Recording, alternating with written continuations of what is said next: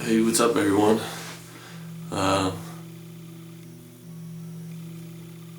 Not motivated to do anything right now, and Chelsea said, "Why don't you make a video about it?" So, there it was.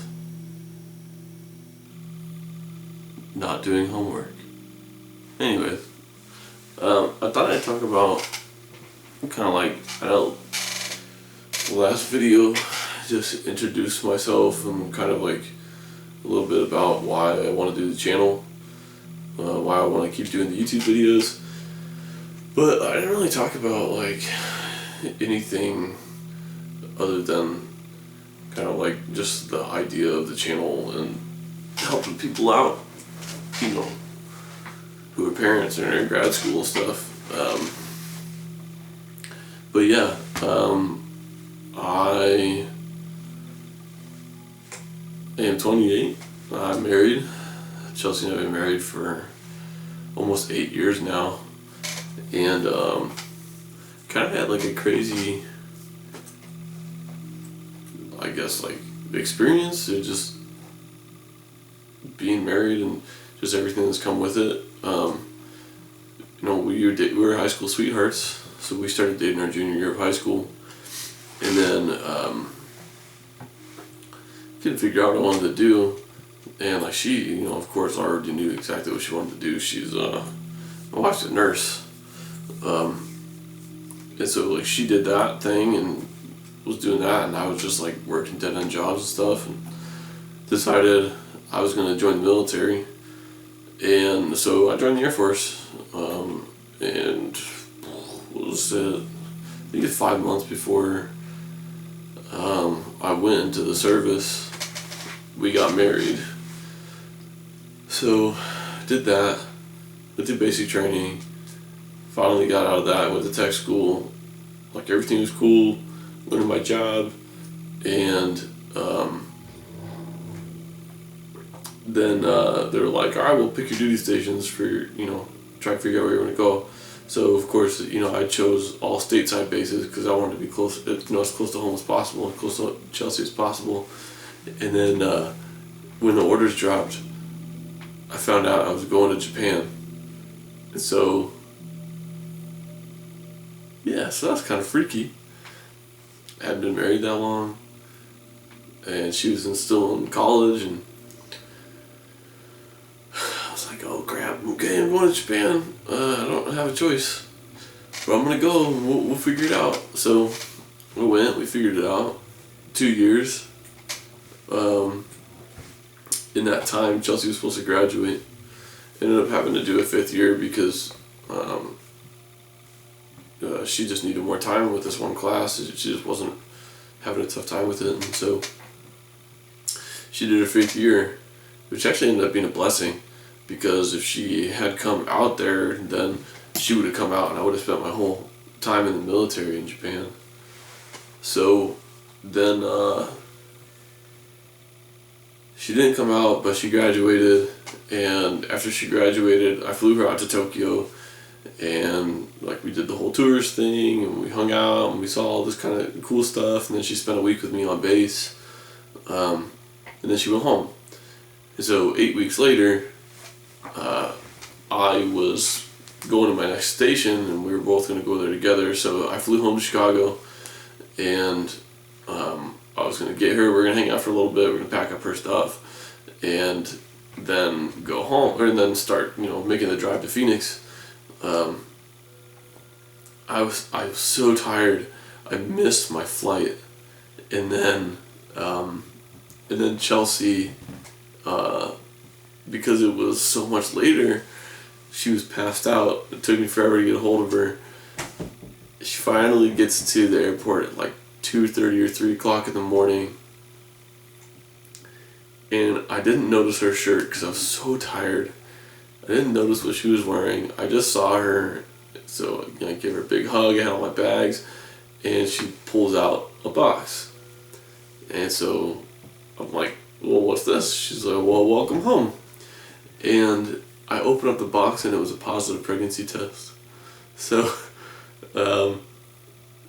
we conceived our first child in Tokyo. which was interesting. We definitely weren't expecting that, but we were excited. We're moving to Phoenix, and that was where Elam was born. And then when we settled in Phoenix, I started going back to school, going to college, and started all that. So I started the semester that Elam was due, or that she was due with Elam, and it was just crazy. We had him, and because I was in the military, there were all these things that I had to do. So right after he was born, I had to go on base and fill out all his paperwork, and then come back, and so I was gone a lot. And then I was also backed up on assignments, and so I spent the whole entire time that I was on paternity leave working on schoolwork. And at the time I was just freaking out, because I was I need to get this schoolwork done. I have to get this schoolwork done. Not even really thinking about didn't even really process dude, I just had a baby. I gotta chill out. And so I continued to go to school until I separated. And so for the fall semester I didn't go. We bought a house back where we grew up, where we met and we got married. And then at the time we were staying at my parents' house. We were staying in their basement while we were house searching. I started a new job, and I was going to start back up school in the spring again. And then so we closed on our house in December. Sign all the paperwork, get the keys to the house, run over to the hardware store, grab all the stuff. We're going to paint, we're going to do all these things before we actually get in the house, clean up the floors, do all this stuff.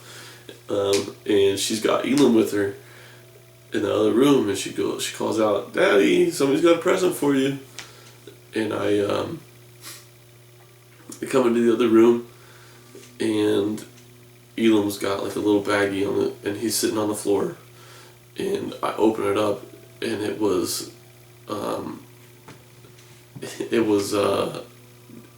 letter, and there was a note and a book. It was her way of telling me, "Hey, we're having another baby." So, the baby number 2.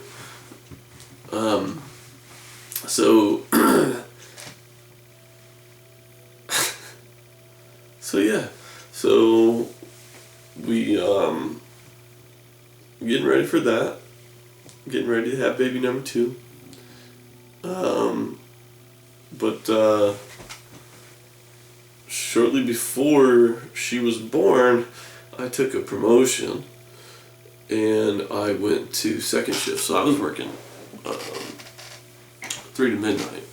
And at the time, Chelsea was working part-time as a school nurse. She'd been doing that for a while. And we we did that whole split shift kind of living thing. And then Kathleen was born, and I took some time off. It was a little bit more slow paced this time, just trying to help out and stuff. But the whole entire time I was still going to school. And then, we continued to do the whole split shift parenting thing. Chelsea ended up working full time because we need the money, and so we're doing this kind of handoff every day with the babies. It kind of sucked, for sure. I felt like I missed a lot. And the whole time I was still going to school, so I was sleeping a few hours a night, a couple hours a night, because I had this goal. I had to finish school. And then some time goes by, and I find out. Oh man! I find out that we're pregnant with another baby, and we were just oh my God, what are we gonna do? So I started working I was still working the same schedule. Chelsea was pregnant. She's working full time.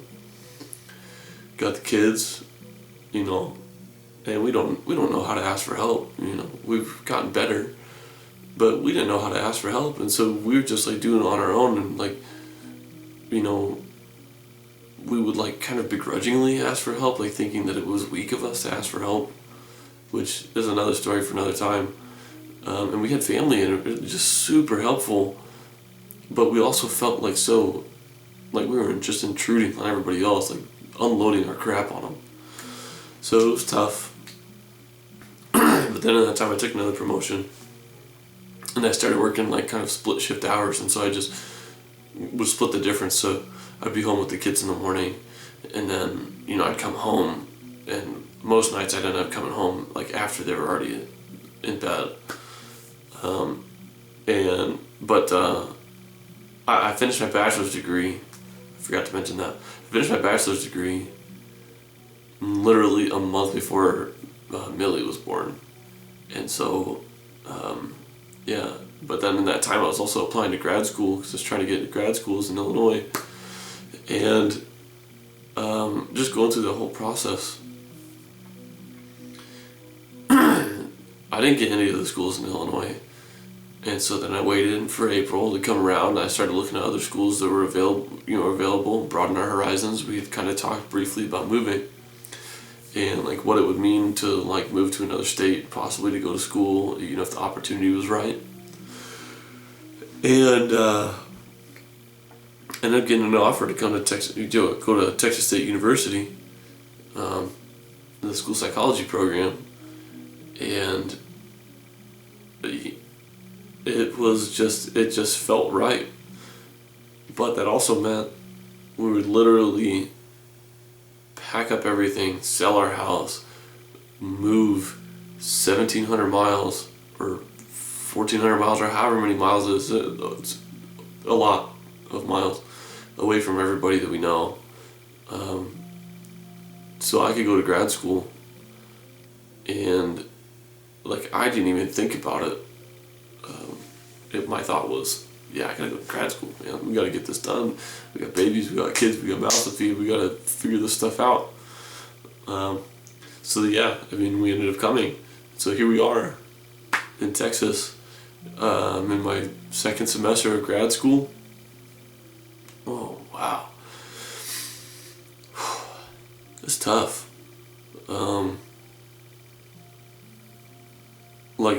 Grad school is tough in general.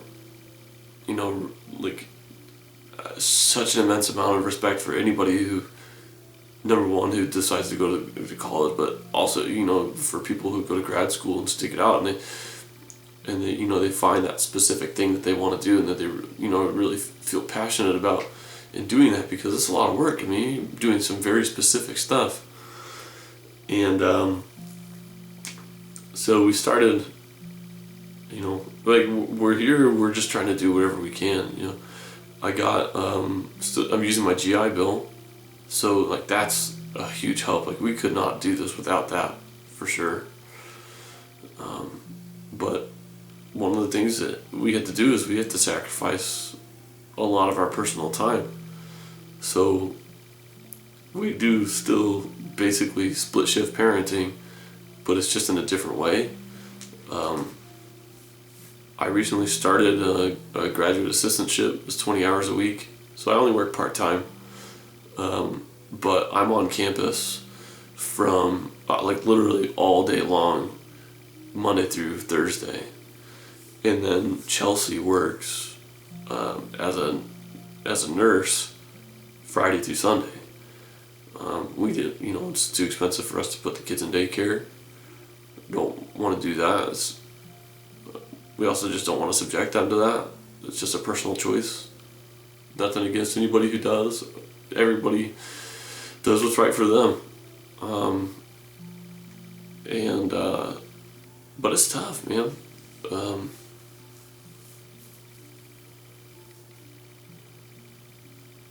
We thought we didn't see each other when we lived in Illinois. But it's we really don't see each other now. We're home at evenings and stuff like that, but we're so tired. Half the time we end up passing out on the couch, waking up at like, in the kids' beds at like 10:30, and then, alright, time to clean up the kitchen, clean up the house, try and squeeze some homework in and some reading. This, like, I know people have done it, and people do this all the time, but they just don't talk. We don't talk about it. Struggling and sacrificing and sacrificing in the short term to be prosperous in the long term, to make something of yourself that you see for ourselves. We take on this, basically we just take on this shitty situation for the time being in hopes that it pays off. But it doesn't mean that doesn't mean that it's easy, because it's like, oh, we're doing this for a good reason. It's actually feels even harder because there is an end in sight, and we know exactly when it is. As things go according to plan, there's a specific end in sight. And so it's like that anticipation plus the fact that we're just like doing this and we're just surviving, and trying to make it more about being together than it is just surviving and making it through, because that's no way to live.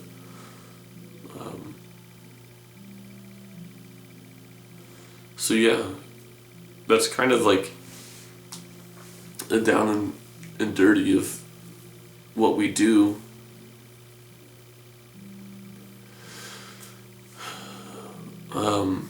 Some people call it admirable or brave. I like to refer to it as stupid. But we know that there's a bright side. Like there's gonna be good days. It's hard to get to those good days and put yourself in that mindset that it's gonna be all right and that things are gonna work out. And there is a specific reason I did this. I'm not an imposter.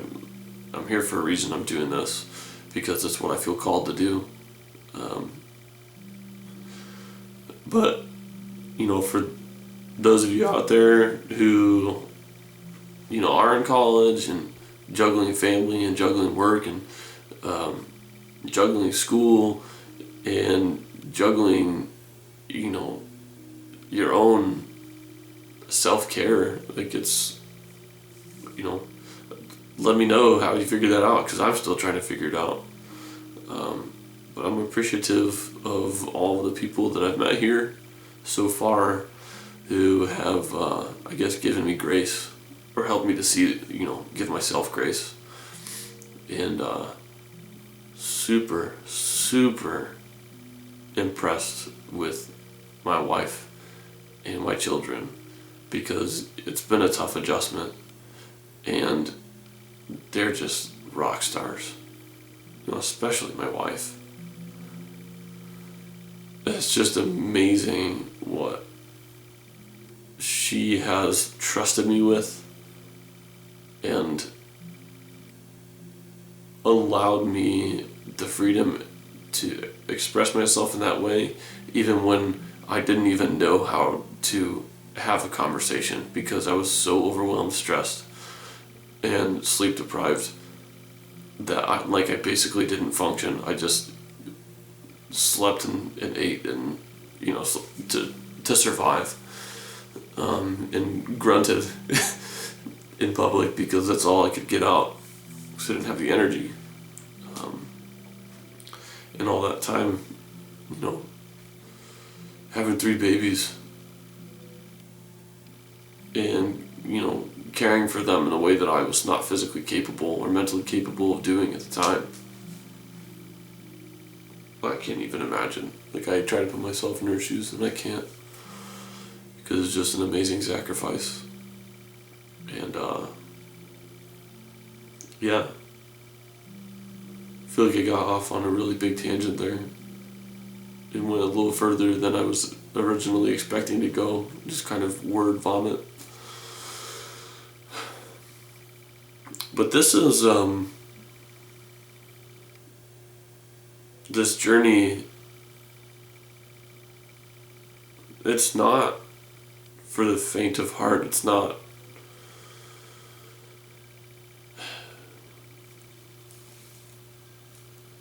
It's not easy.